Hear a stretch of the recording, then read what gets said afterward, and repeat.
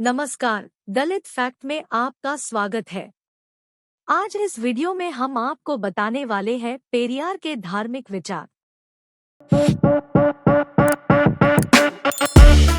Periyar EV Ramasamy के धार्मिक विचारों में धर्म का जबरदस्त विरोध शामिल था, क्योंकि उनके विचारों में तथाकथित धर्म के लोगों ने निर्दोष और अज्ञानी लोगों को अंधेरे में रखने और उनका शोषण करने के लिए मिथकों और अंधविश्वासों का आविष्कार किया था। वह अपने आप में नास्तिक और तर्कवादी थे। पेरियार तमिलनाडु में ब्राह्मणवादी हिंदू धर्म के कठोर आलोचक थे और उन्होंने इस्लाम, बौद्ध धर्म और ईसाई धर्म की भी आलोचना की थी। उन्होंने भारत में इन अन्य धर्मों की सराहना करते हुए उनकी नैतिकता में समानता और न्याय के सिद्धांतों की खोज की है। इस प्रकार उनकी वकालत की है कि क्या वे ब्राह्मणवादी हिंदू धर्म का विकल्प साबित कर सकते हैं। व्यक्तिगत लाभ के लिए संस्थागत धर्म के इस्तेमाल के संबंध में पेरियार ने कहा कि धर्म अंधविश्वास और भय के साथ साथ चलता है। धर्म प्रगति को रोकता है और मनुष्य को दबाता है। धर्म दमित वर्गों का शोषण करता है, हालांकि धर्म के रूप में उन पर अंधविश्वास, शोषण और अतार्किकता के आरोप लगने की संभावना रहती है। पेरियार की विचारधारा में किसी स्थान के नाम से लिया गया वैदिक हिंदू धर्म नाम का कोई धर्म नहीं था। बिना किसी विशिष्ट सिद्धांत और किसी विशेष पवित्र पुस्तक के इसे एक काल्पनिक धर्म कहा गया, जो ब्राह्मण की श्रेष्ठता, शूद्र की निम्नता और पंचम की अस्पृश्यता का प्रचार करता था। मारिया मिश्रा ने उनकी तुलना दार्शनिकों से की। भारतीय सार्वजनिक जीवन में हिंदू धर्म के हानिकारक प्रभाव के प्रति उनका तिरस्कारपूर्ण रवैया प्रबुद्ध दर्शन के कैथोलिक विरोधी आक्षेपों के समान है। आत्मसम्मान आंदोलन के माध्यम से पेरियार ने प्रचार किया कि अन्य धर्मों की तुलना में हिंदू धर्म ने ब्राह्मणों के एक छोटे से अल्पसंख्यक वर्ग को छोड़कर सभी को धार्मिक ग्रंथों को पढ़ने या धार्मिक मामलों पर चर्चा करने से प्रतिबंधित करके और ईश्वर के नाम पर एक जाति व्यवस्था विकसित करके पुरुषों पर कई प्रतिबंध लगाए। कानून और अन्य सभी की कीमत पर छोटे ब्राह्मण समूह को एक सुनिश्चित आय और समृद्धि प्रदान करने के लिए कई देवताओं और त्योहारों का निर्माण करके हिंदू धर्म और हिंदू वर्णाश्रम धर्म पर महात्मा गांधी के विचारों के बारे में पेरियार ने लिखा। जिस दिन गांधी ने कहा कि केवल भगवान ही उनका मार्गदर्शन करते हैं, कि वर्णाश्रम धर्म दुनिया के मामलों को नियंत्रित करने के लिए उपयुक्त श्रेष्ठ प्रणाली है और सब कुछ भगवान की इच्छा के अनुसार होता है, हम उस दिन आ गए निष्कर्ष यह है कि गांधीवाद और ब्राह्मणवाद के बीच कोई अंतर नहीं है। हमने यह भी निष्कर्ष निकाला कि जब तक ऐसे दर्शन और सिद्धांत को मानने वाली कांग्रेस पार्टी को समाप्त नहीं किया जाता, तब तक यह देश के लिए अच्छा नहीं होगा।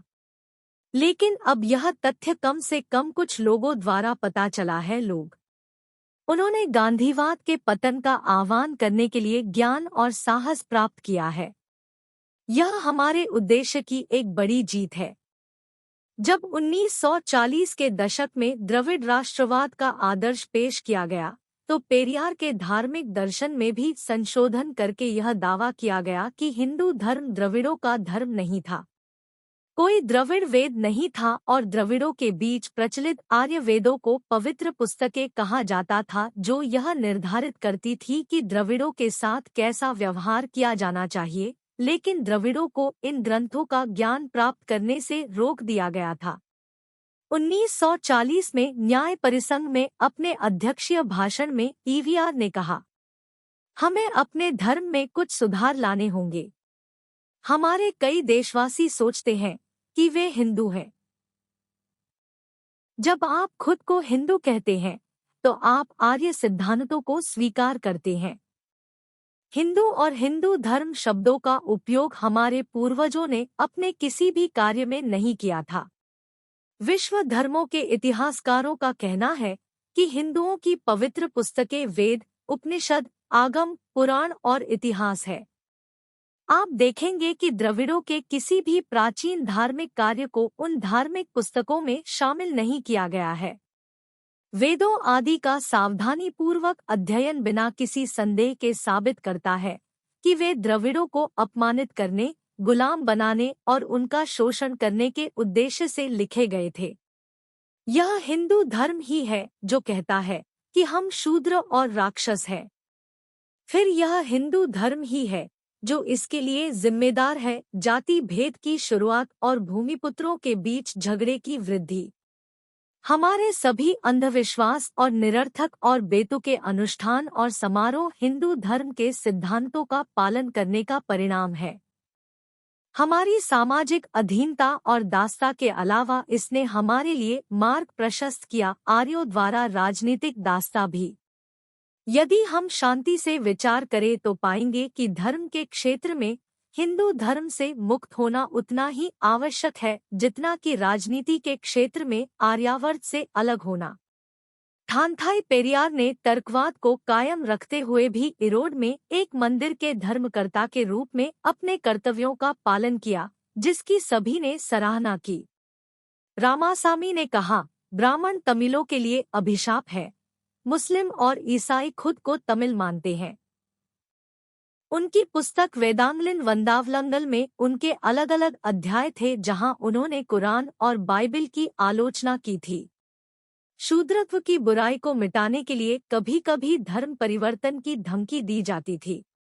द्रविड़ आंदोलन ने द्रविड़ों पर आर्य धर्म थोपे जाने की बार बार शिकायत की। उन्होंने स्पष्ट किया कि विचार द्रविड़ लोगों को विदेशों में मुस्लिम धार्मिक नेताओं के अधीन रखने का नहीं था, बल्कि समानता, धार्मिक आचरण और पारस्परिक सम्मान के सिद्धांतों का अभ्यास करने का था। उन्होंने इस बात पर जोर दिया कि वह इस्लाम के समर्थक नहीं थे, बल्कि केवल आर्य ब्राह्मणवादी व्यवस्था के तहत होने वाली पीड़ाओं का समाधान खोजने और स्वतंत्र देश में द्रविड़ों के लिए एक उचित स्थान खोजने की कोशिश कर रहे थे। पेरियार ने बौद्ध धर्म को अपने दर्शन का आधार पाया, हालांकि उन्होंने उस धर्म को आत्मसम्मान आंदोलन के रूप में स्वीकार नहीं किया। आधार की खोज आंदोलन के दौरान शुरू हुई और आज़ादी के तुरंत बाद तेज हो गई। यह पुनः आत्मसम्मान की खोज में एक प्रयोग था और उद्देश्य था हिंदू धर्म के शूद्रत्व से मुक्ति पाना। 31 जनवरी 1954 को इरोड में बौद्ध धर्म के प्रचार के लिए एक सम्मेलन आयोजित किया गया था। उस वर्ष बाद में वह और उनकी पत्नी, जब वह 74 वर्ष के थे, तब उन्होंने मनियम्मई से शादी की। बुद्ध की 2005वीं वर्षगांठ के उत्सव में भाग लेने के लिए बर्मा गए। पेरियार ने कहा कि वह जो प्रचार कर रहे थे वह 2000 साल पहले दी गई बुद्ध की शिक्षाओं में पाया जा सकता है और वे उन्हें पुनर्जीवित करना चाहते थे, क्योंकि स्वतंत्र सरकार ने बुद्ध के चक्र को स्वीकार कर लिया था और हिंदुओं ने बुद्ध को एक अवतार माना है। ब्राह्मणों पर बुद्ध को आर्य धर्म के भीतर छिपाने का आरोप लगाया गया, क्योंकि वे तिरुवल्लुवर को आर्य धर्म के भीतर छिपा रहे थे।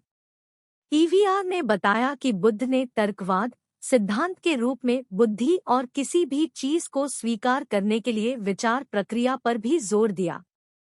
सम्मेलन में ब्राह्मणों द्वारा बुद्ध के उत्पीड़न, बौद्ध संस्थानों और शिक्षाओं को जलाने और चीन, जापान और सीलोन को बौद्ध धर्म के निर्यात को याद किया गया और पेरियार ने देखा कि श्रीरंगम, कांची, पलानी और तिरुपति में बुद्ध विहारों को हिंदू के रूप में परिवर्तित कर दिया गया था। मंदिर। पेरियार ने कहा, तमिलों के लिए अभिशाप ब्राह्मण है। मुस्लिम और ईसाई खुद को तमिल मानते हैं। उनकी पुस्तक वेदांगलिन वंदावलंगल में उनके अलग अलग अध्याय थे जहां उन्होंने कुरान और बाइबिल की आलोचना की थी। वह डीजीएस दिनाकरन के इंजील आंदोलन के खिलाफ थे और इस मुद्दे पर उनके साथ लड़े थे। पेरियार के प्रकाशन नाथिगन में वे दिनाकरन को धोखेबाज कहकर उनका घोर विरोध और आलोचना करते थे। पेरियार द्वारा ईसाई धर्म को इस्लाम के एकेश्वरवादी विश्वास के समान देखा गया था। उन्होंने कहा कि जहां तक भगवान का सवाल है, हम ईसाइयों और मुसलमानों को पुराने ज़माने के बर्बर लोगों से कुछ हद तक सुधार हुआ पाते हैं। वे कहते हैं कि केवल एक ही भगवान हो सकता है। वे कहते हैं कि यह मानवीय समझ से परे है। वे कहते हैं कि भगवान जो अच्छे हैं उनके साथ अच्छा करते हैं और जो बुरे हैं उन्हें दंड देते हैं। वे कहते हैं कि भगवान का कोई नाम या आकार नहीं है। वे अच्छे गुणों की बात करते हैं। 12 उन्होंने रेव मार्टिन लूथर में रुचि ली, जहां वे और उनके अनुयायी दोनों उनकी और उनकी भूमिका की तुलना यूरोपीय सुधार से करना चाहते थे।